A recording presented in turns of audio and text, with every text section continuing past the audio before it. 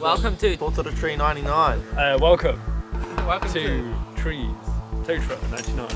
Thanks guys for the intro. This video is all about spiking.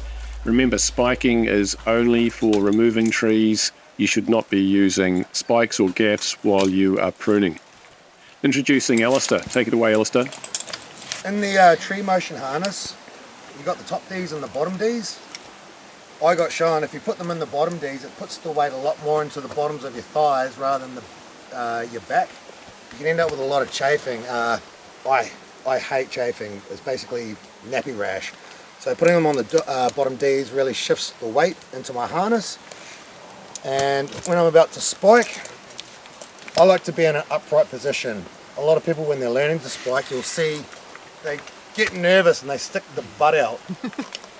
This is just extremely awkward because instead of your energy of your legs pushing you upwards, you're pushing yourself away, and trying to do this is difficult. So bring our hips in close. You know, we're humans, we stand upright. That's how we're going to climb the tree.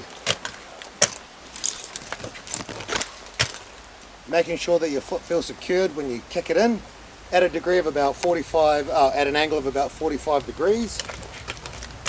And I can use my hands against the trunk to hold myself steady if I want to as well. Another thing I can do, just for the safety of my rope, because I don't want to damage this,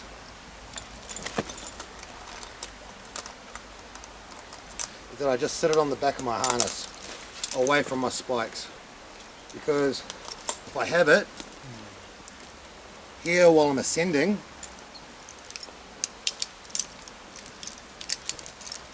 I don't want to accidentally spike my rope, because the inner core could be severed and then I wouldn't be aware of that. And I go put some more weight on it and then it doesn't have the holding strength that I think it does.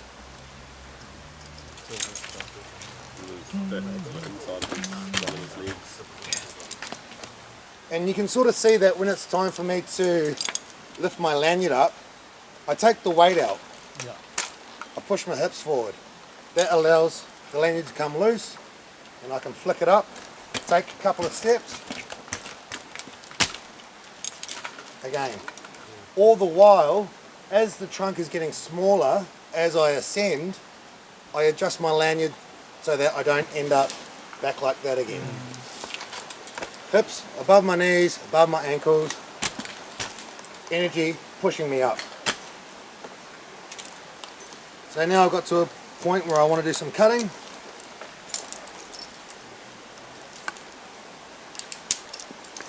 If I had a chainsaw or just cutting on my hand tool, there's a couple of ways that I could have 2 points of attachment. With the tree motion, I've got the 2Ds. I could keep my lanyard as is and put a secondary one on the top Ds. Now I'm actually short a carabiner, but I would attach it to there. The way that I'm going to do it at the moment is what I do when I'm blocking down a spar pole with the chainsaw. I throw around, and just like in our SRS, I tie a running bowline. And I like to have this set quite low below my lanyard, so that if I was to cut that line, this one's far enough away that it's not going to get hit by the bar.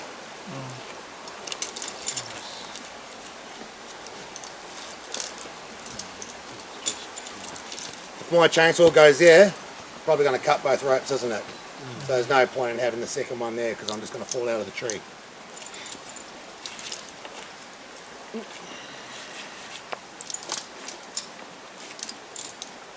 So I have that set. Get myself in a good work position. Clear below? Yep. All clear.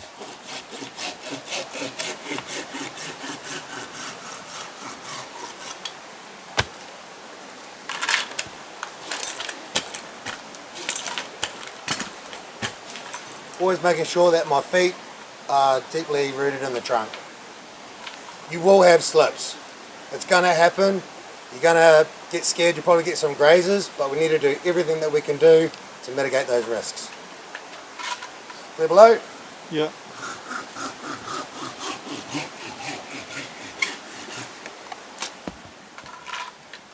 Cool, so I've finished cutting now.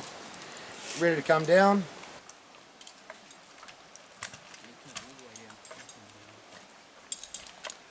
Notice here how Alistair is just setting a nice steady rhythm, 2 or 3 short steps and then a flick, 2 or 3 short steps and a flick.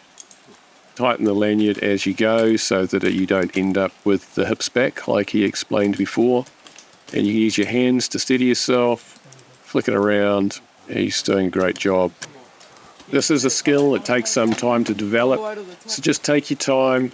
Don't try and go fast. If you develop a good technique, then the speed will come later, like any type of climbing. Looking good, Alistair. Probably a good idea just to practice, just going up and down a few metres or 10 foot or so, just to get confidence before you go up too high. Really important that your equipment is in good condition. The spikes should be really sharp so that they go into the timber really well. They need to be the right length for the type of bark on the tree, and your lanyard should be nice and flexible. We have a bit more discussion about lanyards coming up shortly. You like those spikes? Yeah, very comfortable. They're not bad, eh? No worries. So that's a very basic intro. There's other stuff that we can learn, but that can be learnt along the way so we're not overloaded. Has anyone got any questions before we go off? Pair up and give this a go. Sorry? I prefer rope. There you have the wire core. Some people prefer them because they're a little bit stiffer.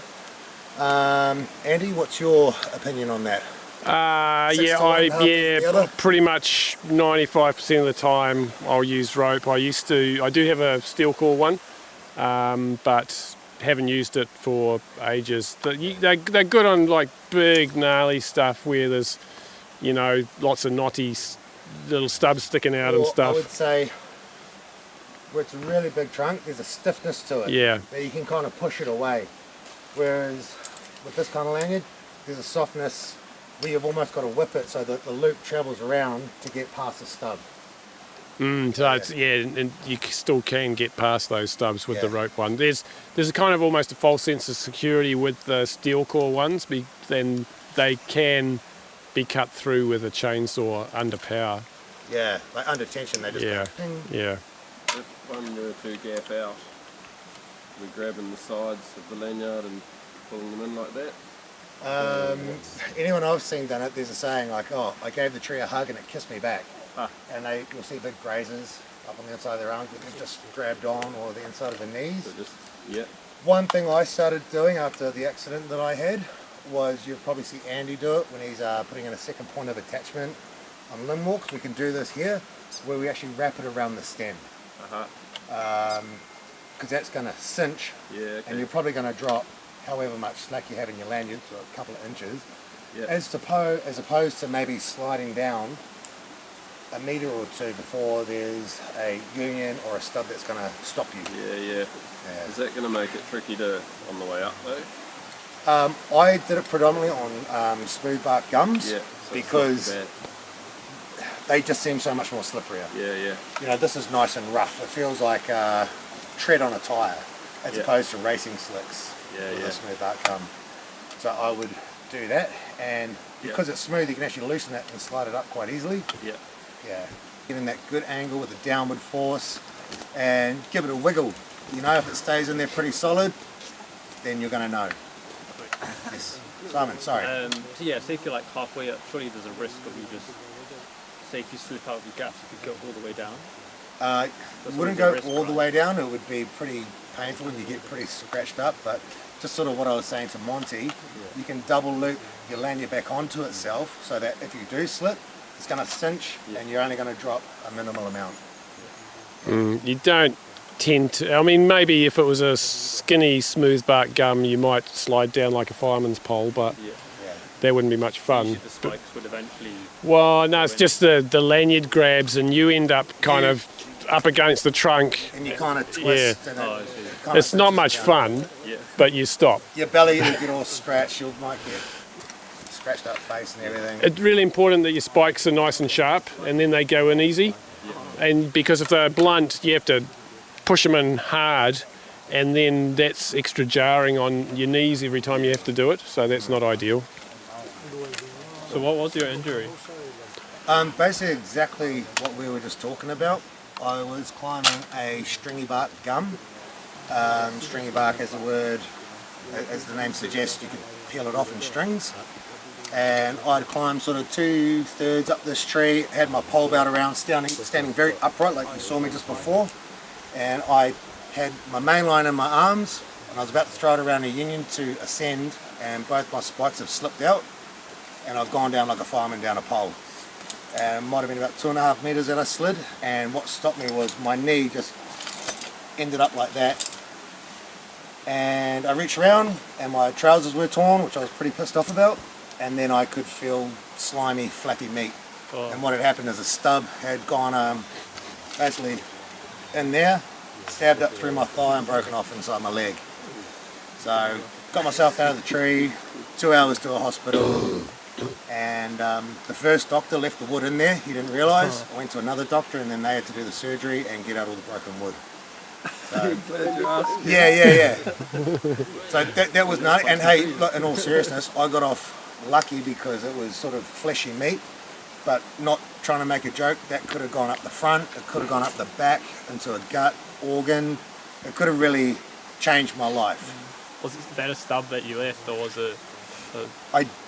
From the wood that I could see that the surgeon removed, it looked like it was a stick maybe about as round as my thumb that had kind of died back on its own. So it's not a stub that I'd cut and left proud.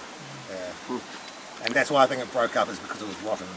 It sort of went in against, the strength, the compression, and then inside the leg is where it's all crumbled up. And on that note, let's go out and practice. Hey, thanks for watching. Hope you've enjoyed this video. If you have, please give us a thumbs up. If you haven't already, please subscribe and love in the comments. So keep them coming. Lots of questions, please. Cheers.